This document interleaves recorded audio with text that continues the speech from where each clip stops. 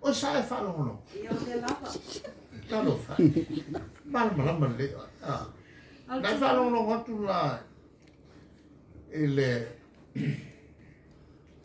ele o tala lena whai ele apu ma le sandwich. Ele moa.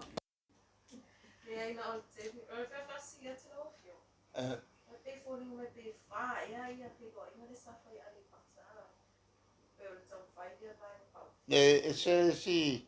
lua mua se si vaina le yo e tu malo tasi na sui e na sili fi malo mai ya loko mako yo sili ya ele moai ni si fa mal makol milion nge ia ma ele ange sa tu fa ngolongo ia la e tu i mai ya ai ku i mai la le wala fo ni ola ele manga nga fa ka wai ia ele no winga o tele fa la ele manga ko le fa no wai e fa sal longa me se mako kire ko si fa no longo wa kele ngau ka pelo wa maka mai ya eno wala fucking all for langa le million wa umar matu to si ya vala ya fa i TV malisko se o lo fa si o tali na mai lo TV ko kiki au ka ko ako fa for TV ka bi mai lo ko fa salonga isi fa salonga e o ka ora ki e se lo ki ya ko mi ho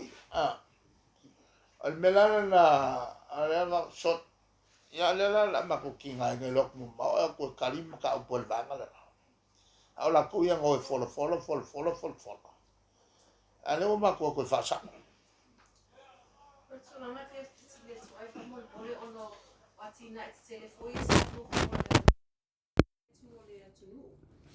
ai pe for le ni so mana tu le silingia le fai polo ke tele ahora ai ngai ko dia le swa vai mai le o atu le awala le sulanga le fa mo bual vai vai ole mka pule amai wa la ye vai e awala ape ole mele sawai ole social development versus economic development akinga mersoi fuole le o tangata mak ngai akele le mta pule te mai o soi fuole leila o tangata social development fiai le tulanga tau vai ta mafa lua fiai ia le fa equivalent service i falba mai la mo le ia le falba le le e mantuala ale patala ia il matu falba todo o le tulanga o ia le leia o me tele lana todo ia mai sila mea wala ho le tau fiai le feitanga yo ainga misa ia malele no le file mo le la avo fiai pule nga marwari fai pule fai mawaku nge bungali misa o ia le fasala ka fiofi la melen fai le HRPP le fa manosia la tubleo ai mesela ya kau kasi nga sau kele i il social development o le si mea ta wai le tu lea ia o le sao fo i fai au la to e vo le sao fai au e le tulanga vo le launga ino fianga pa ia le tu po mai lo ala fau di ero ala fau o le misa ala mele ko nga po ma fau ku iro longo venga al tasila nanga luanga ele feita si el malo fai fakasi ma pulenga malwari fai pule lela ave iai el tato malo so soaniri fai pule fa malo sielo la ko le lato leo it tono pulenga nu iai kula fongo lenga pasia alo iai ia nuu malatu tula fono fai ia as moria mai i a le yel tula fono la o mana mati el malos e fa pena foi lai e kalsia ile tulanga foi le nga luanga foi ia a fai se au la to e nei fa le atili le nga luanga a fai se au e al kelo kai e sa wai tal sanga sei mai ase mori fa tu se mori rumala o le avo o le fale le fai se au ia ke mo wai la mori la e fai el malo ia mar lamba le ai ia fale o la to nei ia markele a wa so sangie a ver ka ku malo fa fai mo fia i pisingis ia o lola le foi ku mai ia ka le sia ma va kwai on credit la to me so swani nga luenga fa ka le sia le ma fu ngola le pisingis policy el malo le foi la o lola le pisingis ka lunga ma ku ese o ke le ia fa fika uri la o fia nga ngi pisingis e fiu su e mai so swangi e se min sky le avango se min ska e o al pale mia fiu su e mai se avango e o policies umangi e ngai i le mele al fa le o social issues ia le sin mea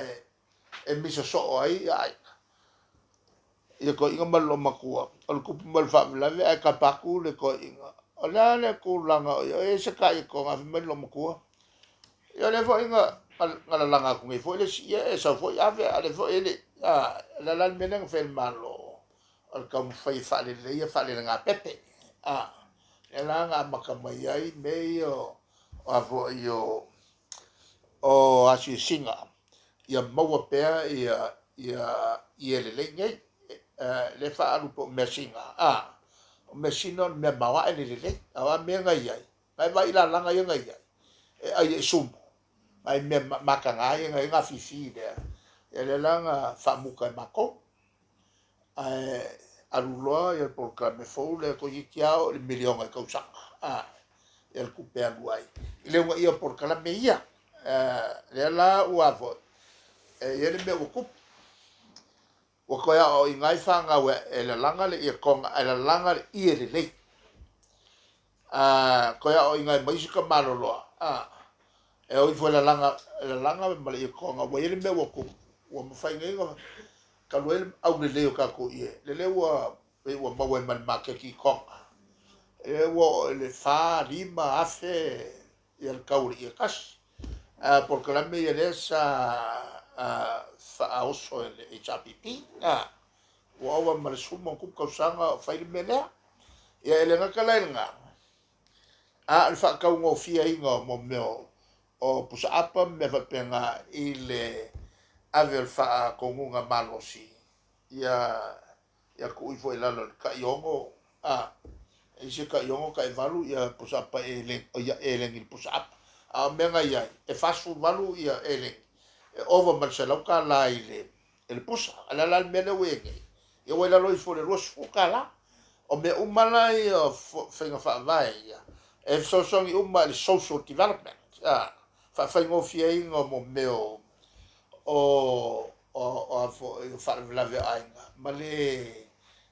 misai e le foi le uma le matou tomu fainga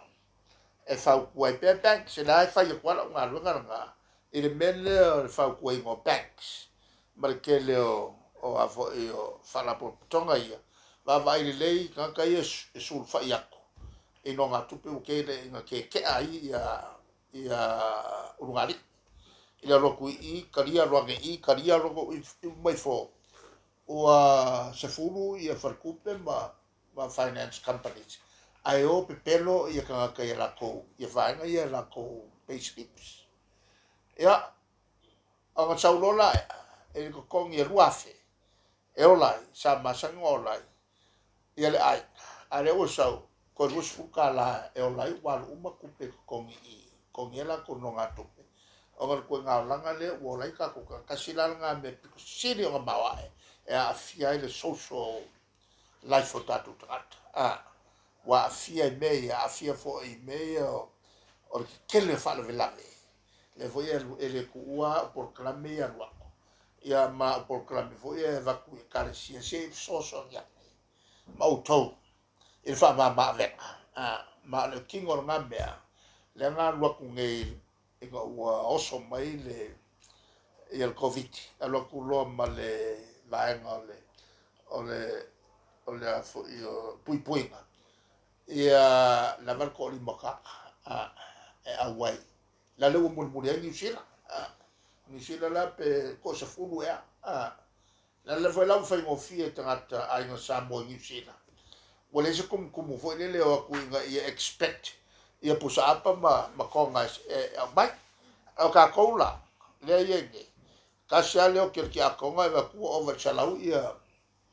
fai fa pela le so nya ku le malo e a fo e fa male e venga il medio de social for in lightening or social problems ale wo increase ang o lava wo ku kele ai ba mela ka singa me le wa venga me fo le ma me fa popo kwai e fa fikauli ole fakale pe e kalesia a vi fo la ko lango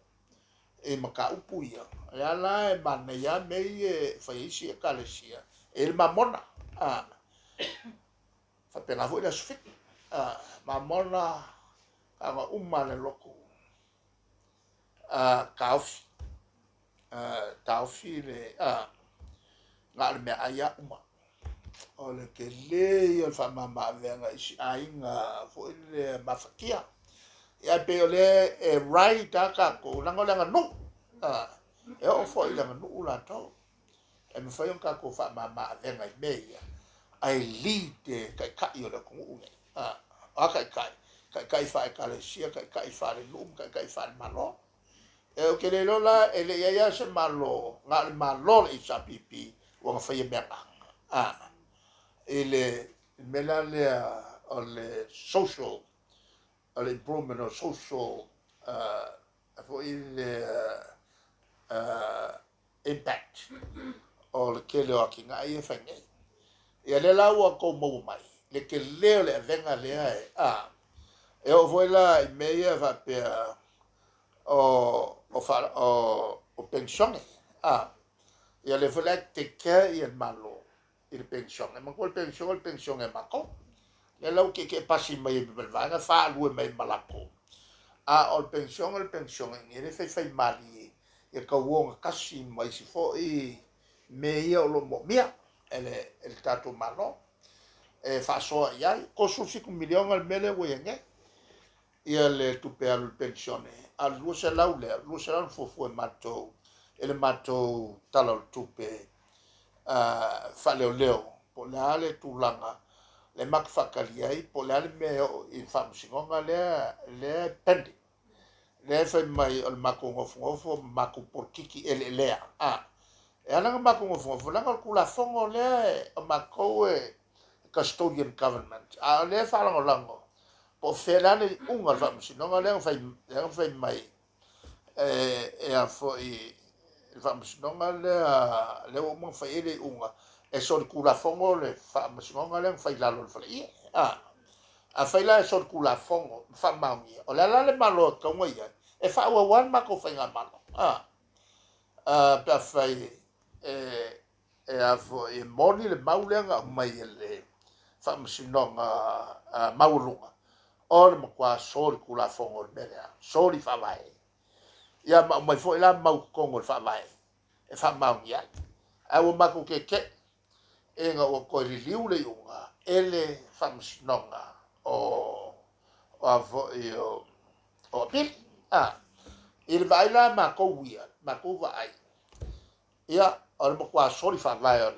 o fa unga le fa mo bot le la o saulo e wia le na o ma ko o ese mali mai no le o fo o sa o ma le fo ila malo e fa mangia il vai e le lola se me ko ma ko mo fo ko ma ko ese morela ngo fo ku fa kalanga le wo ko recalling of history awa menge lo me fo ai le foi po la ko skusi o le so ka ngi ka ko ngole o le after sulu luan fail sa nga aku le pa fa le ngai el fa msino le ka ka ngo aku le ka ya ko fse a fe la fa no mai prenda mene mo fie me ya o pe e moria que le fe ko o moria ai pa wala fa mtala ele o se anga ele o se so kula fongo le fesili mai o to ai fa mamla matwa makari aku menga kupu o the history le o le le o ko e fam kala nga ia o le tulanga na e mo mei o le fo o le atina social di le mai lo ele economic